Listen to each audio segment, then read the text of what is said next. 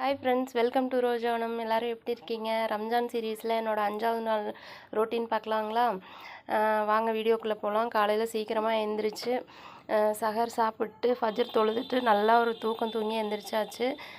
காலையில் 8:30 எழுந்திரிச்சு பசங்களை ஸ்கூலுக்கு அனுப்பி விட்டு எல்லாம் பாயத்தலை கண்ணிலாம் மடித்து எடுத்து வச்சுட்டு இருந்தேன். பசங்களுக்கு வந்து ஆஃப் டே ஸ்கூலுங்கிறதுனால சீக்கிரமாக போயிட்டாங்க. அப்புறம் வந்துட்டு பால்லாம் காய்ச்சி வச்சுட்டு சகருக்கு மீதமான குழம்பு எல்லாம் வந்து சூடு பண்ணி வேறு பாத்திரத்தில் வச்சுட்டு எல்லாம் கொண்டு போய் வெளியே கழுவுறதுக்கு போட்டு வீடு வாசல் எல்லாம் கூட்டி அள்ளினேன்.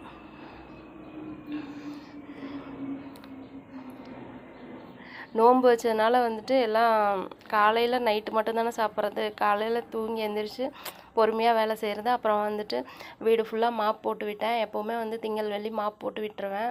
ஃபுல்லாக மாப் போட்டு விட்டுட்டு அப்புறம் போயிட்டு பாத்திரம்லாம் வந்து வெளியே பொறுக்கி போட்டிருந்தேன். எல்லாத்தையும் எடுத்து கழுவி வச்சுட்டு அப்புறம் கொஞ்சம் நேரம் வந்து வீடியோ எடிட் பண்ணிட்டு உட்காந்துருந்தேன். அப்புறம் வந்து 1:15 பாங் சொல்லிட்டாங்க. அப்புறம் போய் லோஹர் தொழுதுட்டு கொஞ்ச நேரம் உட்காந்து குரான் ஓதிட்டு இருந்தேன். ஒரு 3:30 மணி வரைக்கும் குரான் ஓதி முடிச்சுட்டு அப்புறம் நல்லா தூங்கி எழுந்திரிச்சு அப்புறம் அசர் தொழுதுட்டு 6 மணி ஆச்சு.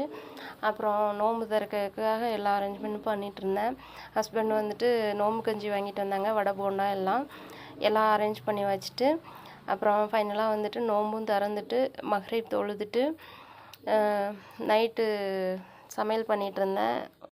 சஹருக்கு மொச்சப்பயிறு குழம்பு, அப்புறம் வந்துட்டு முட்டை வேக வச்சு வச்சுருந்தேன். அப்புறம் ஒயிட் ரைஸ் செஞ்சுருந்தேன்.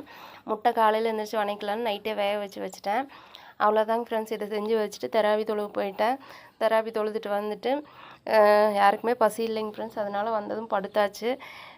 இப்படி தான் போச்சு என்னோடய டே. இந்த வீடியோ பிடிச்சா லைக் பண்ணுங்கள், ஷேர் பண்ணுங்கள், சப்ஸ்கிரைப் பண்ணுங்கள். இன்ஸ்டாவில் பார்க்குறீங்கன்னா ஃபாலோ பண்ணுங்கள்.